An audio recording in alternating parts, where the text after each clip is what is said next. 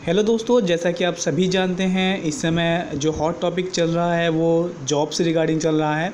जो अभी हाल में ही हमारी फाइनेंस मिनिस्टर जी ने जो घोषणा की है कि जितनी भी कंपनीज़ हैं, पीएसयूज़ हैं, उनको प्राइवेटाइज किया जाएगा और उससे क्या इफ़ेक्ट पड़ेगा गवर्नमेंट जॉब में। तो मैं बेसिकली आज आपको इस वीडियो में यही बताने वाला हूँ कि कौन कौन सी कंपनी जो हैं स्ट्रेटेजिक सेक्टर में आती हैं और कौन कौन सी कंपनी जो है ऐसी हैं जो नॉन स्ट्रेटेजिक सेक्टर में आती है और किन किन को जो है प्राइवेट किया जाएगा। इसके साथ साथ दोस्तों मैं यहाँ पे ये भी बताऊँगा कि इसका गवर्नमेंट जॉब पे क्या इफेक्ट पड़ेगा, जो स्टूडेंट हैं, जो हमारे कैंडिडेट हैं, क्या उन पे क्या इफेक्ट पड़ेगा, उनकी जॉब पे जो सरकारी नौकरी है उसका क्या इफेक्ट पड़ेगा।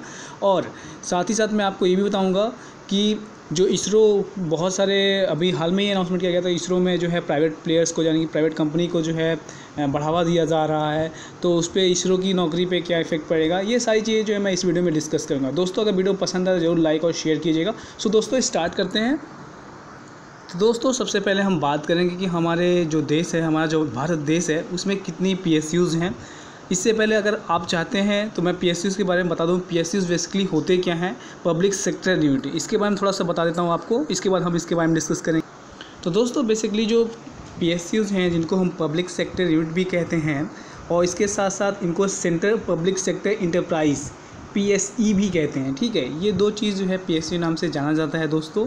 तो इसमें होता क्या है दोस्तों, इसमें जो गवर्नमेंट का जो सेंट्रल गवर्नमेंट होती है उसका जो स्टेक होता है, जो मतलब पैसे कह सकते हैं, अगर मैं पैसे के टर्म में बताऊं या इन्वेस्टमेंट के टर्म में बताऊं, तो 51% स्टेक जो है डायरेक्ट गवर्नमेंट सेंट्रल गवर्नमेंट के पास होता है और रिमेनिंग 49% जो है ये कंपनीज़ के पास होता है। तो ये ऐसी कंपनीज़ जो है इनको पीएसयूज़ कहा जाता है या फिर सेंट्रल पब्लिक सेक्टर इंटरप्राइजेस कहा जाता है।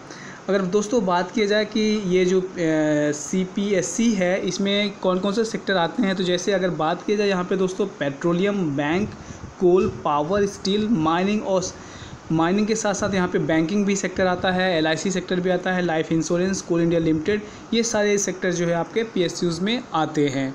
अब दोस्तों बात किया जाए कि कितने पीएसयूज़ जो है हमारे देश में हैं, तो देखिए दोस्तों मैंने आपको पीएसयू की डेफिनेशन बता दी कौन कौन से सेक्टर हैं। अब मैं बात करते हैं कि हमारे देश में कितनी पीएसयूज़ हैं। अगर बात करें तो दोस्तों यहाँ पे अगर 300 पब्लिक सेक्टर यूनिट है, अगर ये डाटा जो है दोस्तों मार्च 31, 2019 तक का डाटा मैं आपको बता रहा हूँ, इतनी लगभग जो है 300 पब्लिक सेक्टर इंटरप्राइजेस हैं इंडिया में, जिसमें टोटल दोस्तों बात किया कितना इन्वेस्टमेंट हुआ है, तो इसमें देखेंगे आप कितना इन्वेस्टमेंट हुआ है, 16,40,628 करोड़ इन्वेस्टमेंट इसमें दोस्तों हुआ है। और यहाँ पे अगर बात करें दोस्तों तो 2,75,000 जो है यहाँ पे पेडअप कैपिटल जो है यहाँ पे दिया गया। अगर दोस्तों यहाँ पे एम्प्लॉई की बात की जाए तो सबसे ज़्यादा एम्प्लॉई जो है 15 लाख एम्प्लॉई यहाँ पे, लगभग 15 लाख से ज़्यादा एम्प्लॉई जो है यहाँ पे इस पब्लिक सेक्टर यूनिट में 300 पब्लिक सेक्टर यूनिट में वर्क करते हैं। अब दोस्तों हम देख लेते हैं कौन कौन सी सेक्टर हैं जिसमें कुछ पीएसयूज़ आते हैं। तो देखिए देखते हैं दोस्तों यहाँ पे सेक्टर और नंबर ऑफ पीएसयूज़ के हिसाब से। अगर पावर सेक्टर की बात की जाए दोस्तों तो 9 सेक्टर है, जिसमें आपका यहाँ पे 2 एक्वायर्ड बाय द एनटीपीसी, यहाँ पावर सेक्टर की बात हो रही है दोस्तों। देन पेट्रोलियम की बात की जाए दोस्तों यहाँ पे 13 कंपनी है, जिसमें ओएनजीसी के अंदर 3 कंपनी आती हैं पेट्रोलियम कंपनी के अंदर। देन यहाँ पे रेलवे की बात की जाए दोस्तों तो रेलवे में 11 पीएसयूज़ आते हैं, जैसे इरकॉन हो गया, रीट्स हो गया, ऐसे बहुत सारी पीएसयूज़ हैं जो रेलवे के अंतर्गत आती हैं। तो 11 टोटल जो है नंबर ऑफ़ पीएसयूज़ रेलवे के अंदर, 13 जो है पेट्रोलियम के अंदर, पावर सेक्टर के अंदर 9 आती हैं। देन दोस्तों कोल की बात की जाए तो यहाँ पे कोल की जो है 11 पीएसयूज़ जो है यहाँ पे आती हैं, जिसमें दोस्तों कोल इंडिया लिमिटेड जो अभी हाल में ही गवर्नमेंट ने इनकी माइनिंग को जो है प्राइवेट सेक्टर को दे दिया है और ये इसमें 8 सब्सिडीज़ कंपनीज जो हैं कोल इंडिया की सिर्फ यहाँ पे है। दोस्तों बात करें टेलीकॉम की, तो टेलीकॉम की 5 यहाँ पे सेक्टर हैं या पीएसयूज़ हैं। सिविल एविएशन की बात की जाए दोस्तों तो यहाँ पे 3 है और माइंस की बात की जाए दोस्तों 3 है। तो इस प्रकार जो है नंबर ऑफ़ पीएसयूज़ मैंने आपको यहाँ पे बता दिया। अब दोस्तों बात कर लेते हैं स्ट्रेटेजिक सेक्टर की जो इंडिया में है। तो दोस्तों इसके बारे में अभी गवर्नमेंट ने इसका नया डाटा लेके आएगी, लेकिन जो अभी हाल में ही 1990 में जो इनके रिगार्डिंग रूल बना था उसके अकॉर्डिंग हम दोस्तों बात करें तो स्ट्रेटेजिक सेक्टर होता है दोस्तों, वो कौन से सेक्टर होते हैं जिसमें गवर्नमेंट बोल रही है कि हम जो है यहाँ पे प्राइवेटाइज़ करेंगे, प्राइवेट प्लेयर्स को जो है मौका यहाँ पे देंगे। जैसे कि अभी आप जानते हैं कोल इंडिया होगी, कोल इंडिया के लगभग सारे जो सब्सिडीज़ हैं वो जो है प्राइवेट कंपनीज़ जो है वर्क करेंगी। इसी तरह इसरो की कुछ इसरो में भी जो है प्राइवेट कंपनी इन्वेस्टमेंट करेगी। आप जानते हैं मिनिस्ट्री ऑफ डिफेंस और ऑर्डिनेंस फैक्ट्री को भी जो है इस यहाँ पे लाया गया है प्राइवेटाइजेशन के टर्म पे, जिसमें पहले 49% FDI होता था, अब जो है 74 या 79% यहाँ पे FDI कर दिया गया है गवर्नमेंट तरफ से। तो दोस्तों ये ज़रूर है कि यहाँ पे गवर्नमेंट जो जॉब्स हैं उस पर इफेक्ट तो ज़रूर पड़ेगा, लेकिन थोड़ा सा हम पहले इसके बारे में जान लेते हैं, उसके बारे में अभी हम बात करेंगे कि जो आपके जॉब में क्या क्या इफेक्ट पड़ेंगे। तो यहाँ पे अगर दोस्तों बात करते हैं जो स्ट्रेटेजिक सेक्टर है उसका मतलब क्या है। देखिए दोस्तों, अगर बात करें ये जो टाइम टू टाइम जो है ये सेक्टर जो है चेंज होता है। मैं अभी आपको कुछ सेक्टर दिखा देता हूँ यहाँ पे कि कौन कौन से सेक्टर जो हैं स्ट्रेटेजिक सेक्टर में आते हैं। तो यहाँ पे देखिए आर्म्स एंड जो मिनिस्ट्री ऑफ डिफेंस है उसके इक्विपमेंट वाले जो सेक्टर हैं वो आपके स्ट्रेटेजिक सेक्टर में आते हैं। जो यहाँ पे डिफेंस एयरक्राफ्ट और वारशिप है ये भी जो है आपका इस सेक्टर में आता है। जो एटॉमिक एनर्जी है, डिपार्टमेंट ऑफ एटॉमिक एनर्जी भी जो है इसी सेक्टर में आता है, जिसमें आपका NPCIL आ जाता है, BRC आ जाता है, USCIL आ सकता है। वैसे बहुत सारी कंपनीज़ है जो एटॉमिक एनर्जी की, वो जो है इस सेक्टर में आ सकती है। Then application for the radiation to the agriculture, medicine, ठीक है। देन रेलवे जो है इसमें आ जाता है। तो ये कुछ स्ट्रेटेजिक सेक्टर हो गए दोस्तों, जिस पे बात चल रही है कि इनको भी प्राइवेट किया जा सकता है, ऐसा कुछ यहाँ पे बात चली है। अभी पूरा श्योर डाटा नहीं आया है, लेकिन आने वाले दिनों में जो है पूरा श्योर डाटा आ जाएगा गवर्नमेंट तरफ से। अभी जो उस दिन अभी हाल में ही जब सीतारमन जी ने जो मीडिया के सामने उन्होंने अपना पैकेज निकाला 2,20 करोड़ का जो भी है, उसके रिगार्डिंग उन्होंने अपना ये सारी चीज़ें बताई, तो मैं आपको यहाँ पे बता रहा हूँ। देन दोस्तों यहाँ पे जो नॉन स्ट्रेटेजिक सेक्टर है उसकी बात की जाए दोस्तों, यहाँ पे तो जो पावर डिस्ट्रीब्यूशन कंपनीज़ हैं और डिस्कॉम कंपनीज़ हैं वो जो है इस सेक्टर में आती हैं।